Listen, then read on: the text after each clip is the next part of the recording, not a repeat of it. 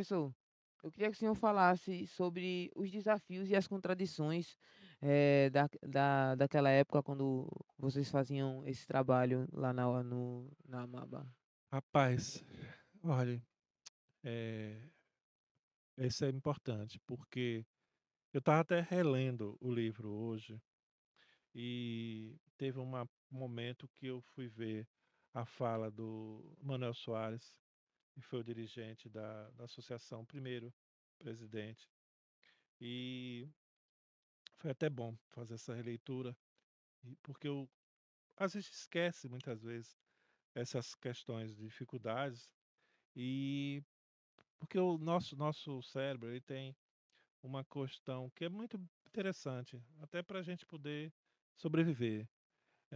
Ele retém muito mais as coisas positivas, dependendo da situação, né, também. Quando às vezes a situação é muito traumática, realmente você não deixa de ter lembrança. Mas coisas assim, às vezes, que não é bacana, ele tira, a gente fica mais retendo muito mais coisas positivas, coisas boas. Por isso que muita gente de idade, quando você vai ouvir ela falar, ela fala somente do lado bom, né, e acaba não colocando coisas, e aí você pensa assim: "Mas o que que acontece que não tinha nada de negativo, nada ruim", mas aí o que aconteceu? Eu não estou conseguindo localizar aqui o texto, mas eu vou lembrar.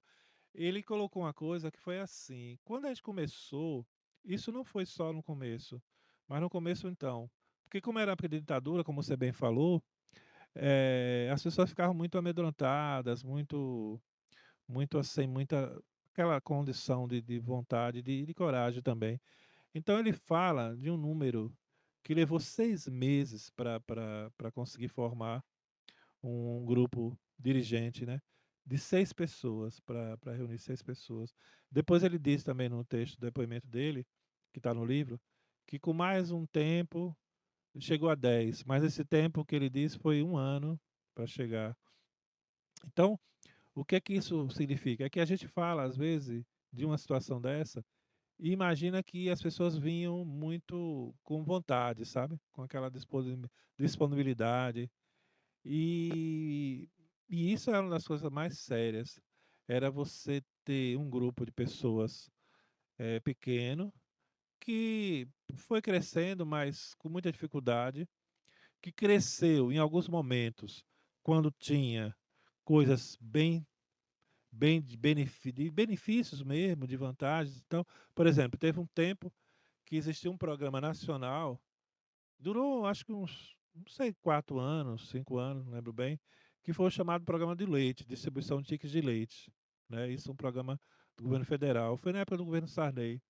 E aí, eh, você então juntava um bocado de gente, sabe, mas gente para ser beneficiada, mas não para ser aquilo que a gente fala, né, com a educação popular, que é de protagonismo, né, gente que fosse sujeito, eh, da sua libertação mesmo, da sua transformação, enquanto pessoa, enquanto comunidade, enfim.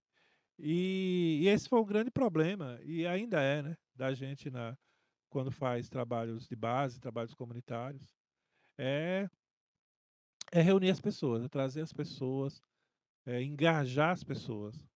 Porque o nosso projeto sempre não foi somente juntar massa, juntar grande grupo de pessoas, era pessoas que fossem atores conscientes, né, que adquirissem consciência, seja pelos processos educativos, processos de formação cultural, de comunicação, mas também na luta, né, na participação no dia a dia, na participação que envolve você abrir mão de algumas situações de horas de lazer, Movimentos que rasgam de situações de conforto, né, de enfim, para fazer um trabalho em prol da comunidade, entendeu.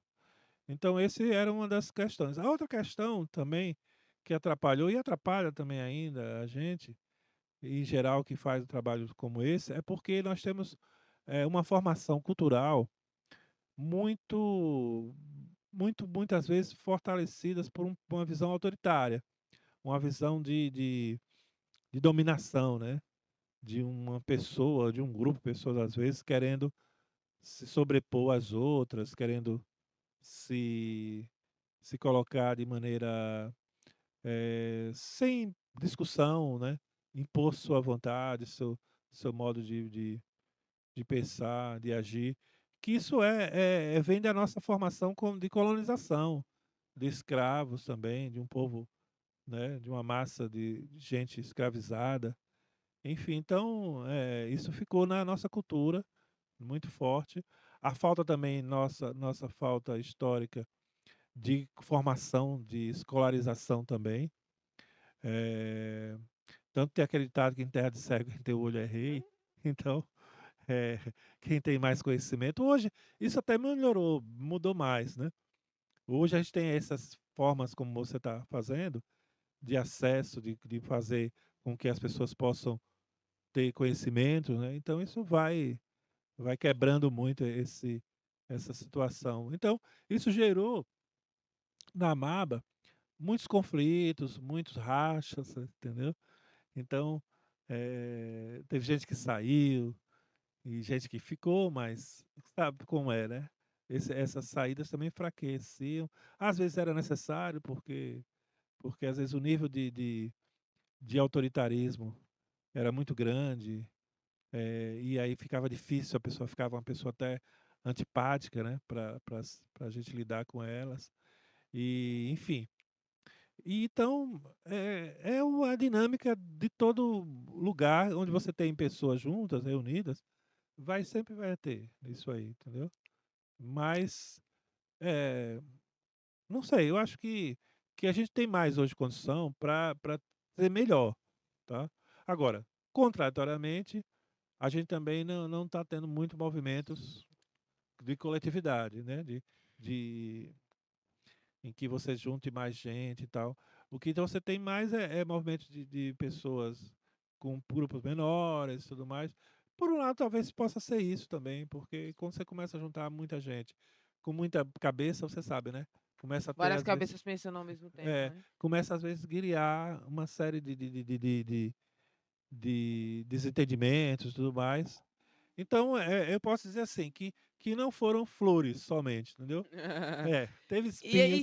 e se não É, tivesse também não seria real, né? é, Seria irreal, né? exatamente, exatamente. Porque a complexidade da mente humana É, é o que faz também com que a gente se desenvolva mais do que os outros animais. A exatamente. tal racionalidade irracional. É, exatamente. Então, ramo de macho.